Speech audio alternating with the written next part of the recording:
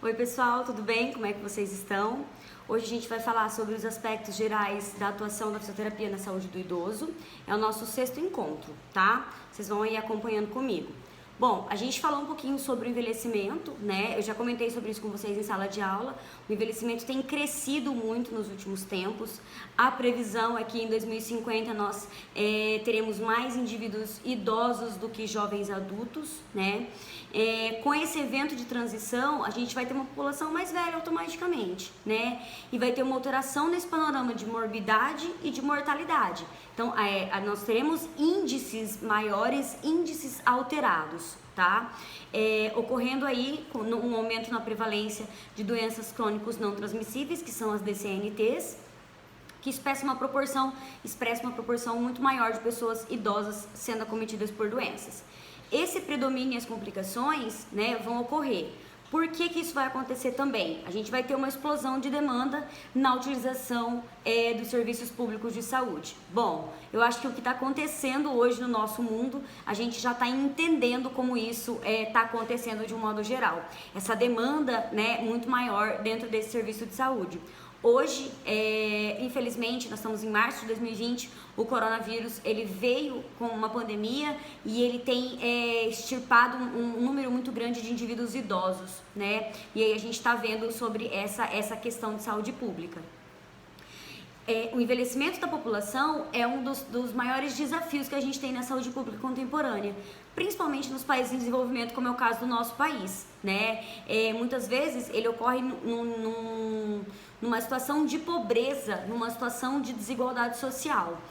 Depois disso, a gente tem a necessidade de ter políticas públicas, né, de saúde adequadas à realidade. Não adianta eu pensar que a minha população vai envelhecer, mas qual é a realidade da minha população? Aonde eles estão inseridos, né? É mais pobre? Qual o meio que eu estou trabalhando para buscar essas informações?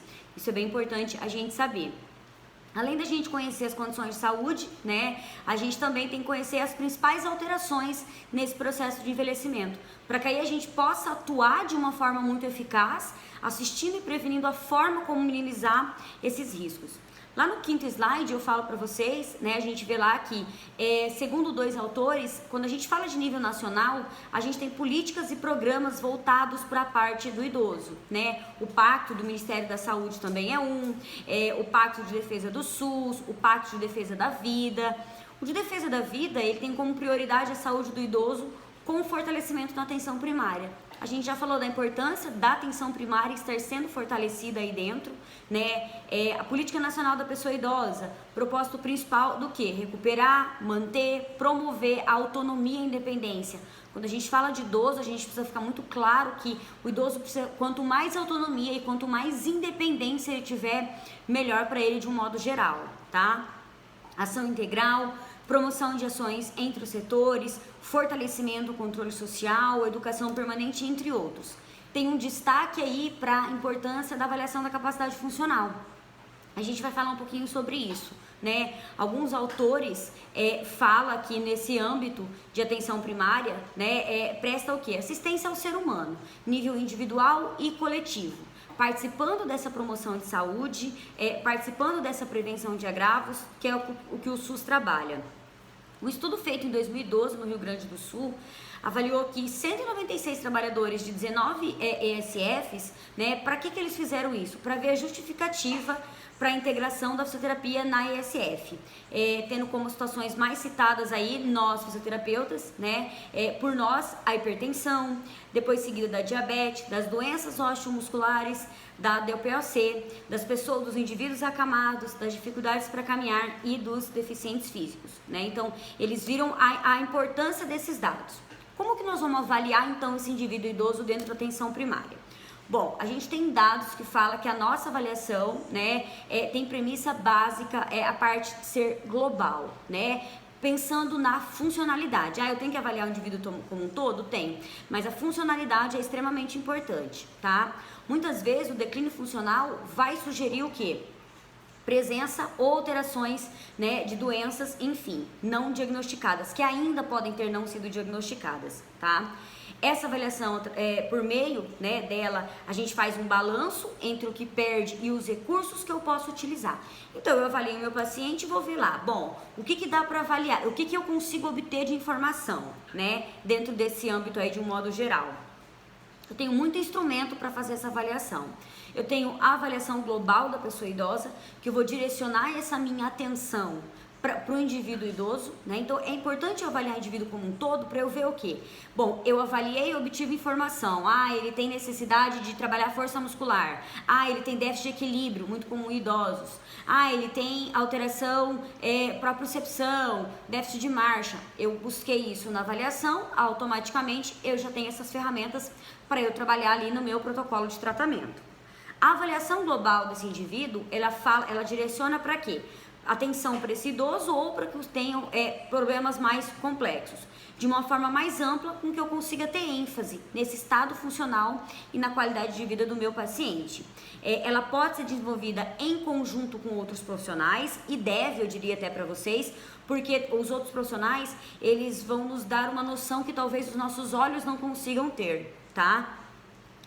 O objetivo é quantificar as capacidades, o que ele tem de bom e o que ele tem de déficit, né? Quais são os problemas psicossociais, quais são as alterações funcionais que o nosso paciente pode ter, para que seja estabelecido um planejamento terapêutico. Ou seja, o que eu acabei de explicar para vocês, quanto mais informação eu tenho, melhor para o meu paciente, tá?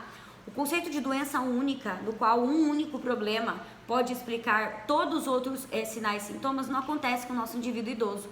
Ele acontece mais com o indivíduo jovem, porque geralmente o idoso ele tem polipatologias, ele tem multipatologias, ele tem mais de uma. Então não dá para falar que por uma situação aconteceu isso. Geralmente ele começa a ter um monte de fatores: hipertensão, diabetes, parte osteomuscular, doenças crônicas, as não transmissíveis, enfim, vários fatores, tá? Ele apresenta essa somatória e isso vai me dar doença no meu idoso concomitantemente. Várias doenças acontecendo ao mesmo tempo, né? E aí, quando eu tiver insuficiência de um sistema, provavelmente eu posso ter de outro também, tá? E é o que a gente chama de efeito cascata. Uma situação vai levando a outra. É essa cascata que vai acontecendo aí de situações. No idoso, né,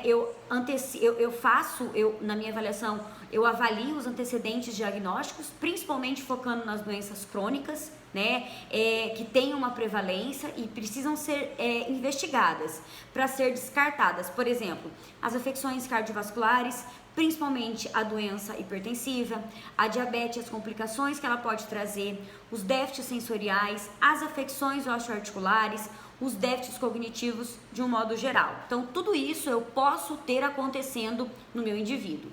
Com a nossa profissão, a gente dá um destaque maior a que está relacionado à parte de mobilidade, de equilíbrio, de queda, de força muscular de membros inferiores, da parte funcional.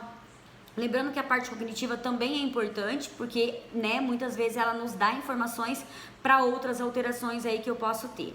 Bom, vamos falar um pouquinho mais disso, né, logo além. Lá no slide 14, a gente fala de avaliação de equilíbrio e quedas. Eu tenho ferramentas para estar sendo avaliado, tá? O Ministério da Saúde viu que a pessoa idosa tem uma propensão muito maior a quedas por ter instabilidade postural e de marcha, né? Por ter alteração de equilíbrio. Então eu preciso avaliar isso para ver qual propensão ele tem e aí eu tenho a informação devida para tratar o meu paciente, tá? As de mobilidade de quedas, elas podem ocorrer aí por disfunção motora, por alteração da percepção, do equilíbrio, enfim, por vários fatores, tá? A dinâmica do aparelho locomotor sofre alterações como diminuição de amplitude de movimento, isso muda a marcha, meu idoso vai ter passinhos mais curtos, mais lentos, vai começar a arrastar o pé, então ele vai ter chance aí de ter desequilíbrio, infelizmente, e a queda.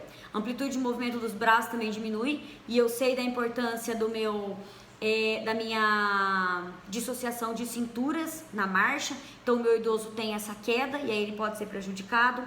Base de sustentação vai ampliar e o centro de gravidade vai diminuir. Base de sustentação vai aumentar e o centro de gravidade também, ele vai se adiantar para quê? Para que meu indivíduo tenha uma busca de equilíbrio muito maior. Aí a gente fala um pouquinho sobre as escalas. Eu tenho a escala de Tiné, que é bastante útil para desenvolvimento, né, dessa avaliação. Ela avalia duas partes, equilíbrio e também a outra marcha, né? Quanto menor a pontuação, mais problema meu indivíduo vai ter. Eu tenho ali a escala feita para vocês, né? Eu mostrei